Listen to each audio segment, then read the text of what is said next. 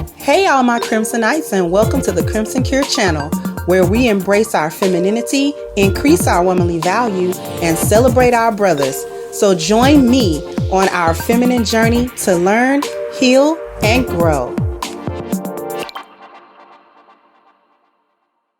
To quarantine with, and not them dang kids getting on her nerve. Because if you remember, when the pandemic was going on, it was a lot of Black women that started taking to social media, pulling their hair out, crying, and like enraged that the children could not go to school and get away from them.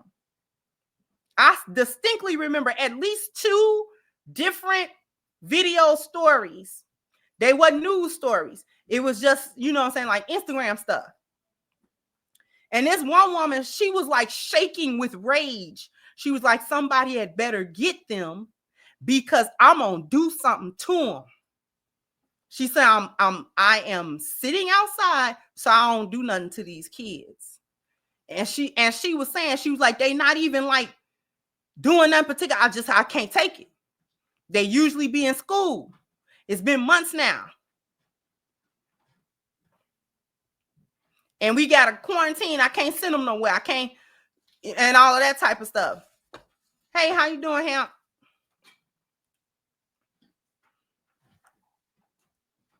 So you know that any child that was getting regularly abused at home, and then that pandemic hit, ante up the abuse times 10. Because the frustration of having to be quarantined with them sent these abusive mothers into overdrive. They was knocking these kids off. And the children must have been terrified because school was the refuge. School was the refuge. Now I got to be cooped up with this monster that don't do nothing but terrify me and beat me and talk crazy to me all the time. Talk crazy to me all the time. Every time I turn around, it's a beating, waiting, or some other thing. And they do this stuff when the children are very young. Okay? Please do not underestimate the sadomasochistic abuse, torture it comes to. It's anything from benign neglect to actual literal torture. Literal torture. I don't mean proverbial torture. I don't mean an extra whooping. I'm not talking about that. I am talking about flat out, I will beat you black and blue. I will break bones. I won't feed you.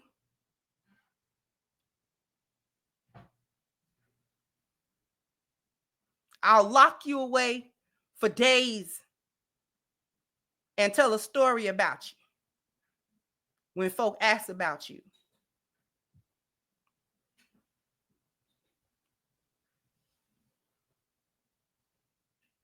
Any instinct within the children to survive, to try to get out,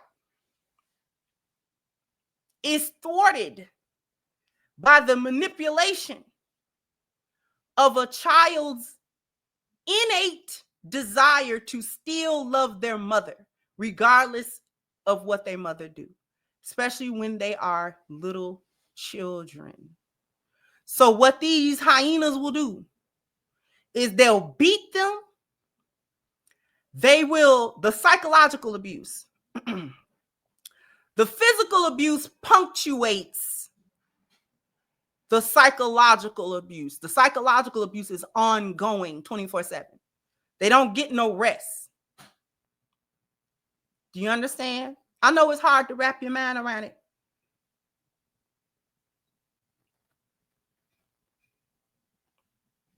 If you've never been a victim of these things, It's difficult to think about. But I guarantee you it's true. I promise you.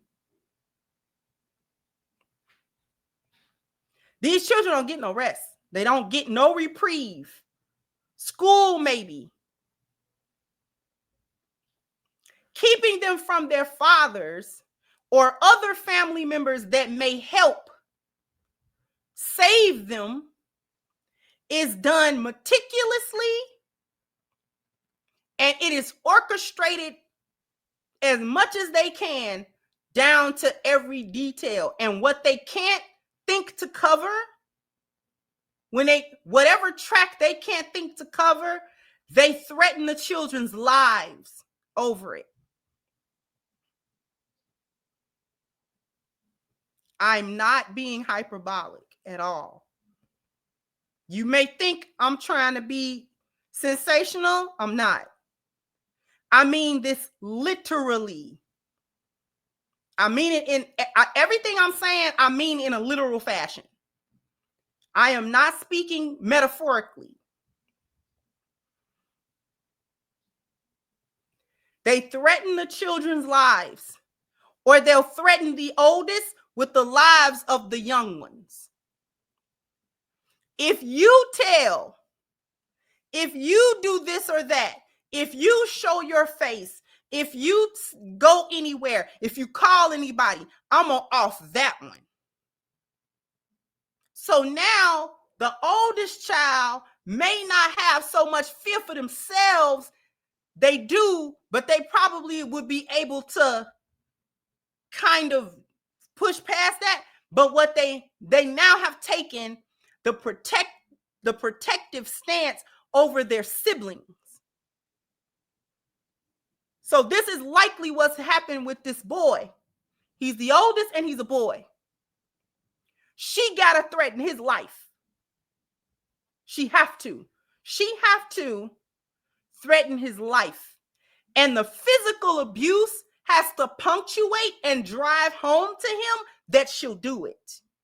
She can't leave a doubt in his mind that she'll off him or all of them, or his siblings or all of them. She have to make him believe that.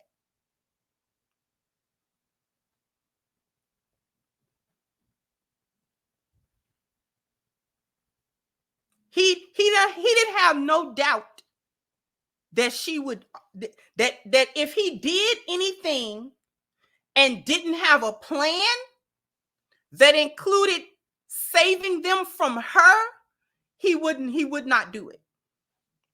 That is why he didn't go nowhere. That's why he didn't tell nobody. Because in his mind, he could not think of how do I, if I tell the police, or if I tell the school, or if I tell somebody in authority, do they have enough authority to keep her away from us, because she'll delete us for this. This is an offense that'll get us killed. And we don't need to be in her care at all. For any amount of time, she'll do it. So we don't need to call a family member that ain't going to do nothing but get on the phone with her. Yeah, I got him. And if she come over to the house to come get them, that family member not going to die for them. She going to hand them over. Go on in with your mama. And that'll be the end of them.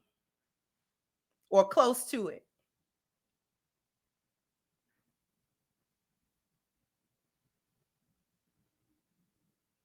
Because hyenas like to do that. They'll see the children in such dire condition. And then, you know, in their mind, it can't be that bad. In their mind, the mother wouldn't do the ultimate thing to them. She was trying to do it. She was trying to off them kids in a way, you know, where she didn't have to necessarily get her hands dirty. And I mean like in a physical way, like physically go over there and off them.